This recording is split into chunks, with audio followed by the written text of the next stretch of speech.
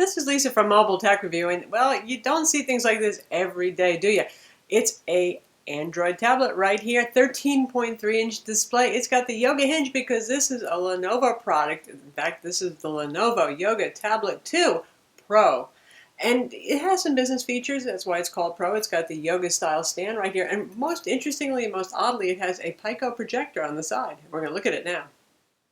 So for those of you who like living large and your phone is already a phablet, well, what would be the point of an 8-inch tablet? Come on, even a 10-inch tablet. So here we have 13.3 inches of IPS multi-touch goodness. QHD resolution 2560 by 1440. Really, it is a lovely display. It's pretty bright too. It's just short of 400 nits of brightness, which for a tablet is pretty darn good. And it's fairly slim and light, and really it's gorgeously designed. Lenovo has done a great job with their Yoga Android tablets, making them sleek, futuristic looking. It stands on its own. Notice, no hands. Right there. Nope. 2 JBL front-facing 1.5 watt speakers each. That's about what you would find on a 13-inch laptop, so that's pretty good. There's also a JBL subwoofer in here, though trust me, it's not going to rattle your phone right off the table or something like that, but it's good for a tablet. And as we look around sideways like so, you can see there's that yoga style stand right here. This is metal. Sounds like so. Sort of makes a katana sword like swing if you drag it on a hard desk sometimes. Anyway, adjustable. You can go all the way flat and close it up. You can do it like that and use it like so. Accelerometer takes care of everything. Good for on-screen typing, obviously. There is no active digitizer or pen here. I know it almost begs for it. Something like this. You just want to start writing and drawing.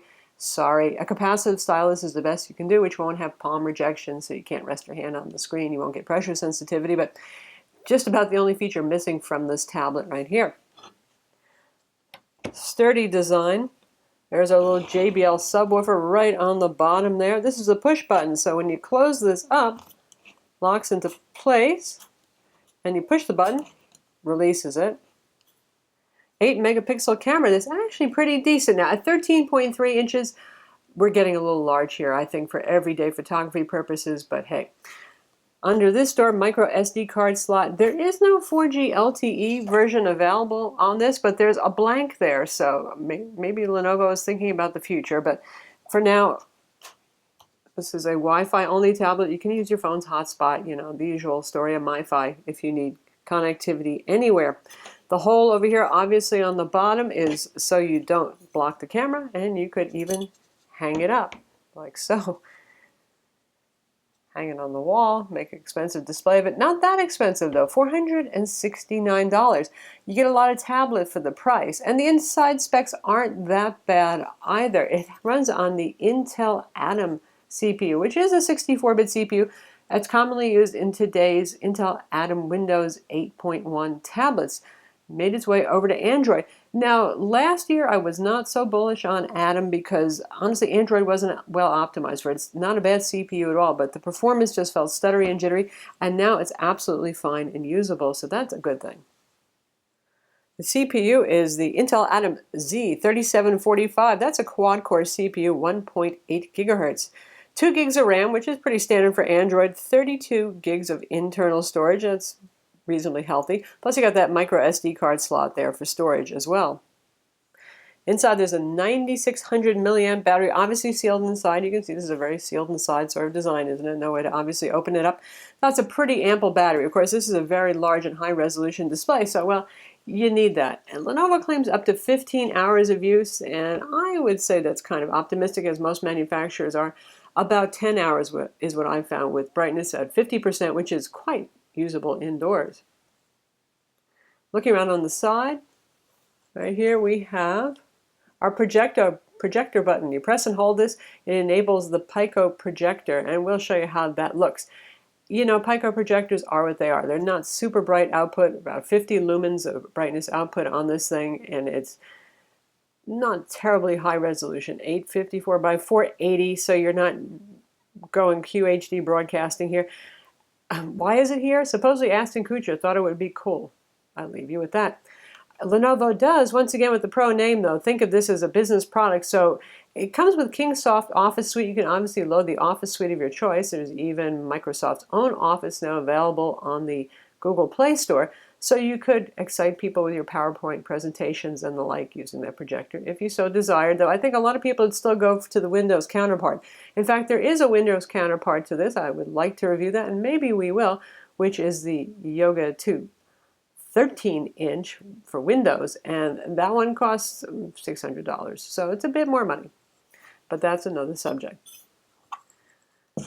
On this side right here, we have our volume controls, micro USB port. It does support USB host, so you can put a flash drive on here if you want for file transfer.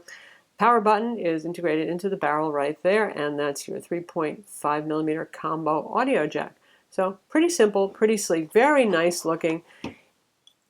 It doesn't look cheap. In fact, it looks pretty darn classy. It's quite thin, and it weighs 2.09 pounds. And the back surface has a little bit of texture on it. Other than that, basic, silver, sleek, nice. Hinge, very stiff, very sturdy. Now, Lenovo makes several different sizes of the Yoga Android tablets, all with this design. So for those of you who like this but want something smaller, have no fear. It's there for you. Minus the projector, but I don't think a whole lot of people are going to be too sad about that. Up front, we have a 1.6 megapixel camera for your video chat, your selfie joy, whatever it is you're going to be doing with that. It works pretty well for a Skype video chat. It's reasonably bright and reasonably clear as tablet front cameras go. Lenovo customizes Android 4.4 KitKat quite a lot.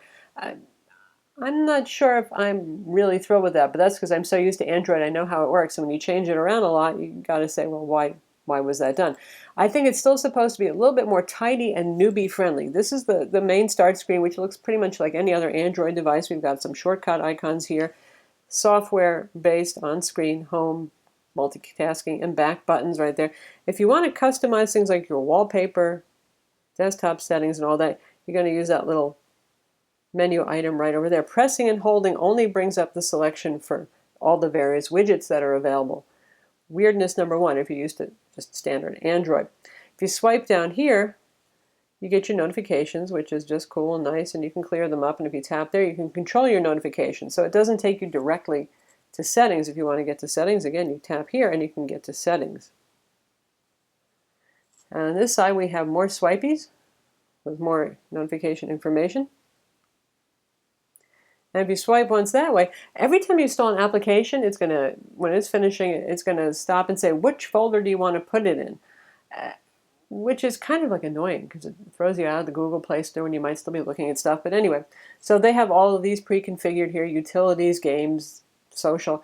It doesn't have any particular intelligence about that. So I installed a game on here, Madden, in fact, and it didn't automatically assume, oh, you want to put that in games. It just asked me where I want to put it. And if you swipe this way, here are all of your other icons, your, shall we say, your homeless icons that are not in those other folders. So that's what they've done with the UI. There is no tap to see all icons, drawers, stuff like that. So you get used to it, and it actually works pretty well, but it's pretty darn strange until you do get used to it.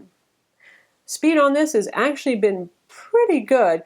Like I said, it used to be with Atom, it just didn't really have the Android optimizations. We're beyond that now, and it's pretty darn smooth, though. In terms of synthetic benchmarks, it's not up there with even the Snapdragon 801. I mean, today's CPUs are somewhat overkill given what a lot of people use their tablets and phones for, so it doesn't mean it's unusable by any means, and it is pretty responsive. But just to hit you up with those numbers, Quadrant, 15,928.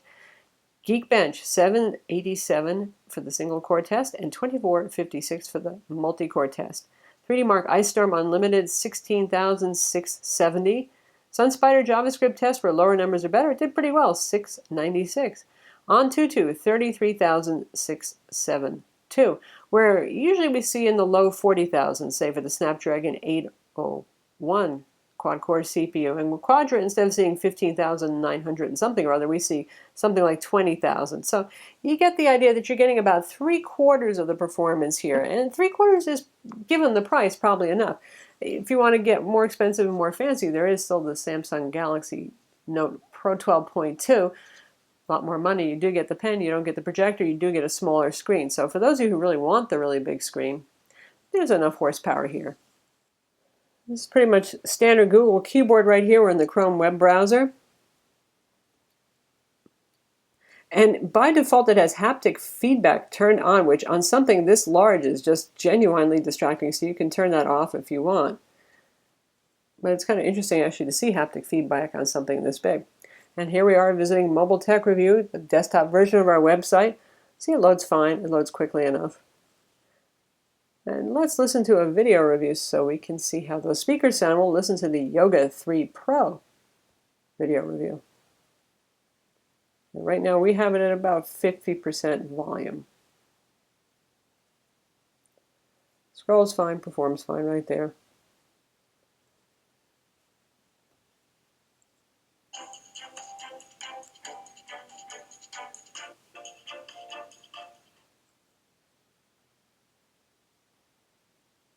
This is Lisa from Mobile Tech Review, and here's one of the ones you've been waiting for. This is the Lenovo Yoga 3 Pro.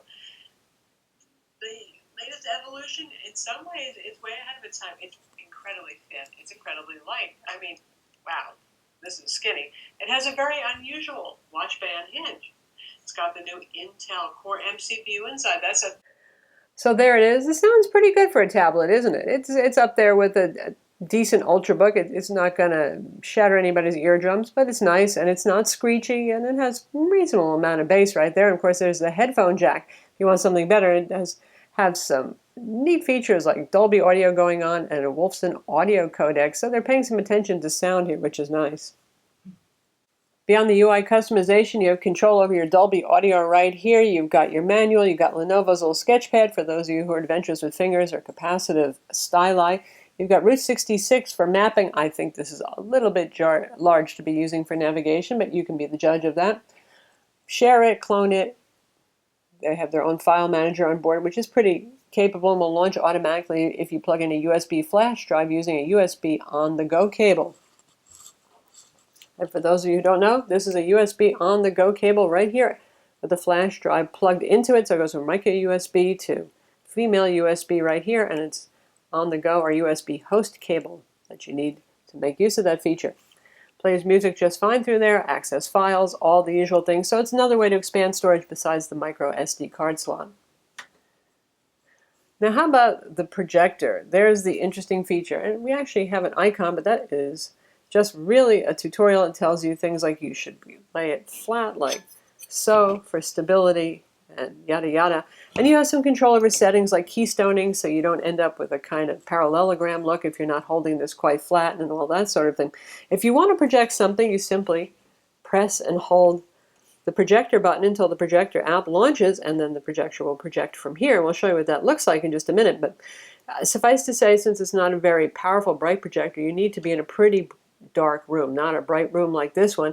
And it's not super high resolution, but it's pretty sharp. And there actually is a focus adjustment. It's nice to have a focus adjustment, but it's a very stiff slider right there. So it makes it hard to do fine adjustments. However, I find that usually going all the way to one end or the other, depending on the distance from the wall, is where you want to be. It works pretty well if you're about 6 to 10 feet from the wall. I find that's kind of like the sweet spot to get things working most easily. So here we are testing out the projector on a pretty dim hallway. It's not completely dark, and we're going through the tutorial, which tells you what to do here. You get the idea. And there's our home screen, and let's look at a video. This is definitely a product you probably might enjoy for video, mostly looking at the screen itself, I think. But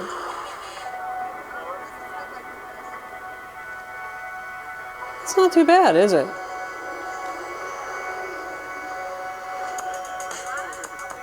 So there it is, the Pico projector. No mirrorcast, no HDMI, nothing required. Just aim it at the wall and go.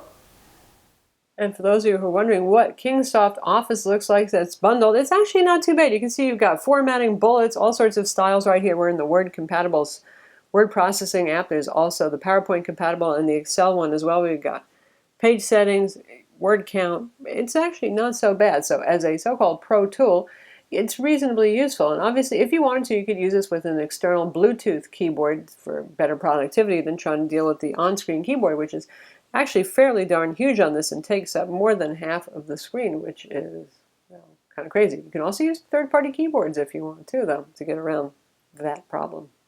Lenovo also gives you a way to, well, make better use of the real estate right here. So we've got actually the Chrome web browser floating like so right over here.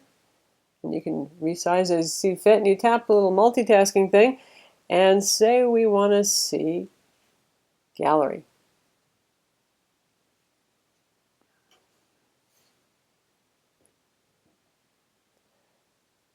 Just drag it over there, and there it is running in the background in half screen mode right now, or in full screen mode actually.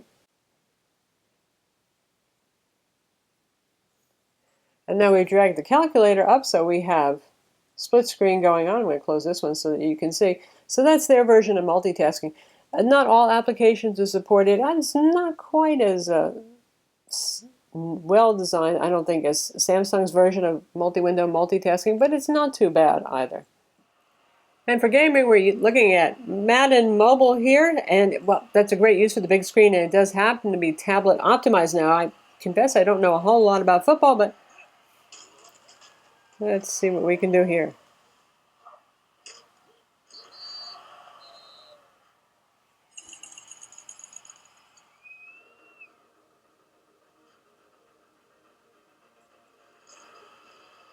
So it plays pretty well, but the time between loading things is pretty darn slow. You get the idea. We're going through the beginnings of the game here, really, with the test gaining of yardage and setting up the team and so on. You get the idea. So it's playable. It's not bad at all. It's not as speedy as something with this, again, the Snapdragon 801 or one of NVIDIA's Kepler CPUs, that sort of thing, but it's certainly enough to play a game like this. You could play Asphalt 8, but, you know, it's 13.3 inches and 2 pounds, and how much accelerometer-based racing you want to do, I don't know. So that's the Lenovo Yoga Tablet 2 Pro, and look, you can hang it up just like so even. Well, you know, that you don't see that every day either. Anyway, if you're in the market for a really huge screen Android tablet, and I wonder how many of you really are now that Windows tablets have gotten so affordable, honestly. Yeah, there's the thing. But still, it's quite affordable relative to Windows tablets. Pretty high quality hardware, the versatile stand here, projector too. I'm Lisa from Mobile Tech Review. Be sure to visit our website for the full written review, and don't forget to subscribe to our YouTube channel.